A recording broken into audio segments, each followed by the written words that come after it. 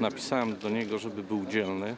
I wrote to him to be brave, because he is fighting the army of darkness and on the side of good, and he wrote to me, "Thank you, Dad."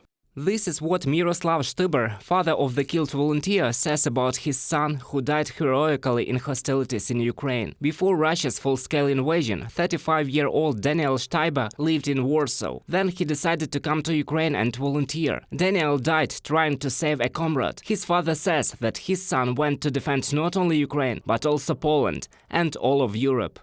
To, co zrobił, szanuję.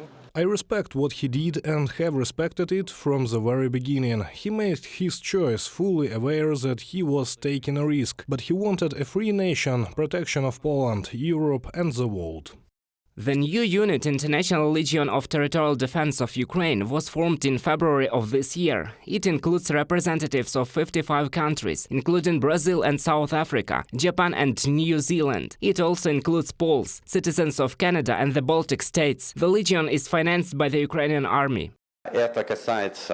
This applies to all living expenses, salaries of soldiers, weapons and ammunition. We have an additional collection of money from private donors, primarily from the West, and we spend this money, which we collect on different platforms through various intermediaries, exclusively on equipment for our soldiers, which is not included in the standard military kit that is issued by the armed forces of Ukraine and needed on battlefield. The International Legion was based on foreign volunteers who joined the Ukrainians at the beginning of the war in Donbass in 2014. The largest in terms of numbers is the Georgian National Legion, although the exact number of foreign servicemen in the armed forces of Ukraine is not mentioned. Для грузин это очень принципиальный вопрос, потому что For a Georgian, this is a very fundamental issue, because Ukraine was the only country in the 1990s during Russia's aggression against Georgia which supported Georgia, which sent its volunteers. At the end of the war, Ukraine helped to evacuate civilians who practically had to be shot by the Russian troops, who then occupied the territory of Abkhazia. In general, the roots of Ukrainian-Georgian friendship also go back in history.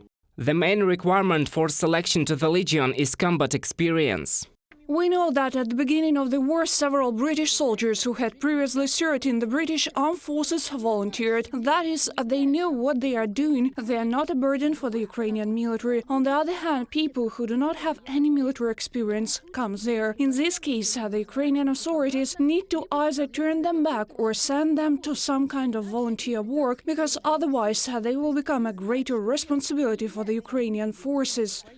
I hope you stay to defend Ukraine and kill Russians with your machine guns. Understandably, yes, sir.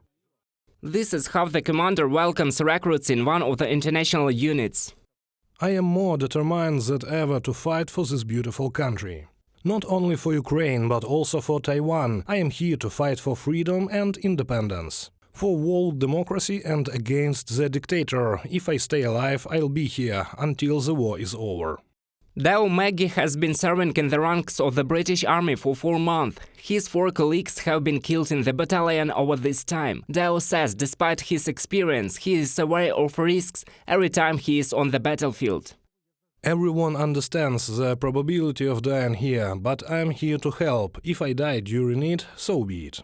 The American weekly The New Yorker wrote about the foreign military defending Ukraine. The publication is based on the story of a 37-year-old American, known under the call sign Doc. He was a machine gunner in Iraq and Afghanistan. When Russia's full-scale invasion of Ukraine began, he simply came to Kyiv. Later, he went to the Donetsk region. According to him, many foreigners, no matter how experienced they were not ready for such military operations on the territory of Ukraine. The front line, which extends for roughly 700 miles, features relentless industrial-scale violence of a type unknown in Europe since the Second World War. The ordeal of weathering modern artillery for extended durations is distinct from anything that Western soldiers faced in Iraq or Afghanistan. Once you've been dropped on heavy, 90% of people can't handle that, even if they're combat experienced. Doc call sign in an interview with The New Yorker.